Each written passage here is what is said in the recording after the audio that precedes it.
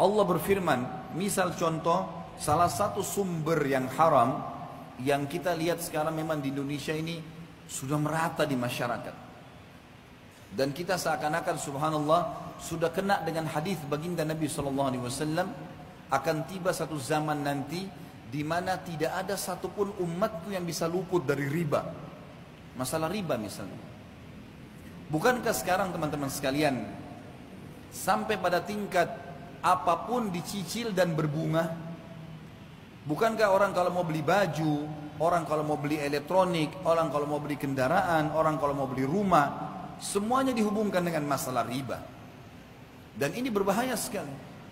Riba ini bukan hanya sekedar sesuatu dosa yang seperti zina yang dasarnya besar misalnya. Tapi apa kata Nabi SAW dalam hadis yang sahih riwayat Imam Ahmad?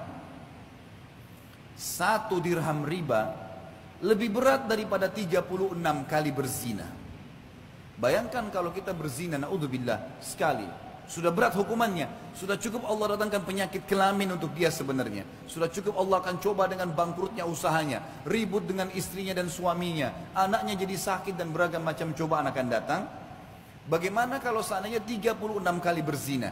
Padahal 1 dirham, 1.000 rupiah riba. Baik teman-teman sekalian, masih pakai kartu kredit sekarang, memaksakan diri untuk pakai. Apa itu? Dipaksakan untuk menyicil sesuatu. 0% kok Ustaz? Baik 0%. Taib, kalau seandainya Anda terlambat 1 hari saja, bukankah kena bunga 50 rupiah? 50 ribu rupiah? 50 ribu bisa saya jangkau, gaji saya 3 juta. Benar, tapi 50 ribu rupiah kalau kita hubungkan dengan hadis tadi, lebih berat daripada 36 kali berzina. Untuk apa? Kenapa harus paksakan diri melampaui kapasitas? Kenapa kalau tetap pakai kendaraan yang lama dulu sampai dikumpulkan dana supaya kita bisa membeli yang cash? Kenapa kita tidak sabar teman-teman sekalian? Toh perangkat di tubuh kita masih aman. Matanya masih sehat, telinganya masih sehat, kulitnya masih bagus, kakinya masih bagus. Kenapa harus paksakan diri? Sementara memang riba, sebagaimana tadi qari kita membaca ayat Al-Quran yang luar biasa. Allah mengatakan, ya ayyuhalladzina amanu la ta'kulur riba adha'afan mudha'afah. Hai orang-orang yang beriman, jangan kalian makan riba bertumpuk-tumpuk, berulang-ulang. Apa makna kalimat ini? Kata sebagian ulama tafsir, yang dimaksud adalah riba itu akan selalu mengikat seseorang, tidak bisa lepas. Makanya setiap cicilannya berjalan berapa bulan ditawarkan lagi yang lain, digoda lagi sama syaitan dengan yang lain. Minimal harus ada yang nyantol. Dan 1 dirham riba lebih berat daripada berzina.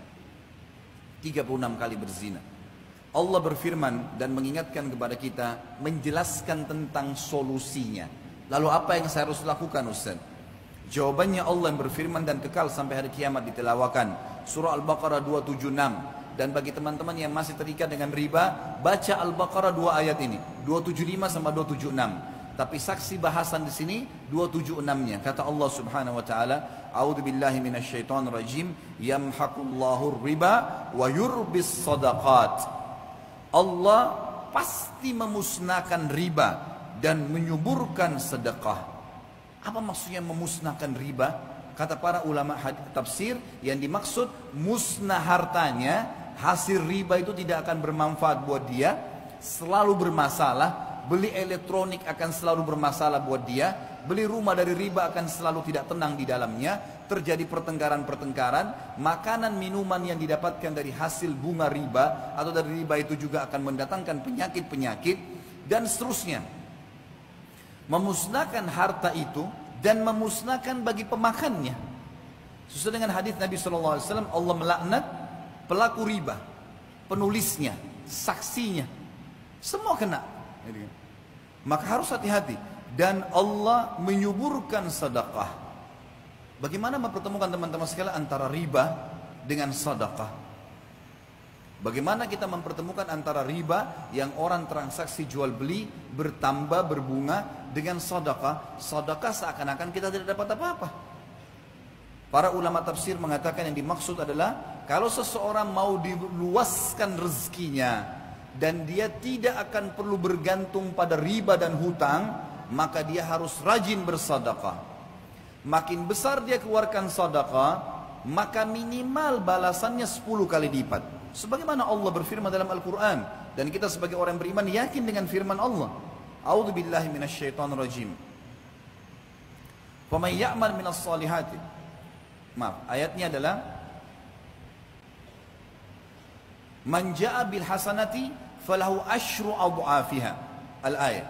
Siapa yang melakukan satu kebaikan termasuk sedekah di dalamnya, maka Allah akan datangkan 10 kali lipat. Sebenarnya kita kalau sedekah 5.000 rupiah, 50.000 rupiah, 100.000 rupiah, 1 juta rupiah, atau makin besar maka makin bagus. Pada saat itu sudah ada jaminan dari Allah, kita akan dapat secara investasi dengan Sang Pencipta Allah 10 kali lipatnya. 50.000 akan 500.000, 5 juta akan 50 juta. Ini janji, nggak mungkin salah. Allah nggak mungkin salah. Inna Allah la yukhliful mi'ad. Allah nggak akan pungkiri janjinya. Wa man asdaqu minallahi qila. Dan siapa yang lebih jujur daripada Allah dalam perkataan?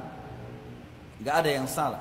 Bahkan ada hadis Bukhari, hadis qudsi, Allah berfirman, Nabi SAW mengatakan, Allah berfirman, seluruh amal ibadah anak Adam ditentukan kadar pahalanya 10 sampai 700 kali lipat. Orang yang rajin sedekah mustahil miskin dan mustahil akan membuka pintu utang, otomatis akan selamat dari riba. Karena masalahnya orang kalau riba pasti berhubungan dengan hutang. Dan ini akan berbahaya, memusnahkan hartanya, memusnahkan dirinya. Coba sekarang balik teman-teman sekalian. Saya cuma punya uang 10.000, saya juga mau makan. Berbagilah dengan orang-orang miskin di pinggir jalan sana, walaupun cuma sepertiganya. Di dalam sebuah hadis Bukhari disebutkan, ada 2 orang dari Bani Israel dulu.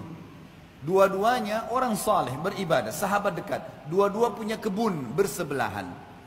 Lalu Nabi SAW mengatakan, pemilik kebun yang pertama, sambil menunggu hujan dari langit karena musim kemarau, dan tidak ada hujan, dia melihat ada awan yang lewat di atas kebunnya. Lalu dia mendengarkan dari awan tersebut suara yang berbunyi, turunkanlah hujan di kebunnya fulan, nama temannya di sebelah. Maka dia pun mengikuti awan tersebut, dan ternyata awan itu menggumpal semuanya di atas kebun temannya. Lalu turun hujan yang lebat, sehingga temannya ini jadi subur tanamannya, lagi banyak panennya, sementara yang lain tidak dapat hujan. Kuasa Sang Pencipta Allah. Lalu dia tanya temannya, apa yang kau lakukan dengan kebunmu ini? Sampai di musim kemarau seperti ini, masih saja Allah datangkan hujan khusus untuk kebunmu, yang lain gak dikasih. Dia mengatakan, hasil kebunku ini aku bagi 3.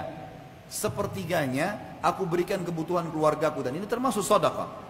Sepertiganya lagi aku sedekahkan untuk orang-orang yang membutuhkan. Sepertiganya aku kembalikan sebagai modal usahaku. Jadi dari 3 penghasilan dia, 2-nya sedekah. Dikasih ke keluarganya, istri anaknya makan, dan dia juga ini sedekah. Juga dikasih kepada fakir miskin sedekah. Sepertiganya, gitu kan? Sepertiga dan sepertiga. Sisa sepertiga lagi, ini yang saya kembalikan ke modal. Perhatikan di sini, sedekah itu yang menunjukkan dan membuktikan datangnya rezeki.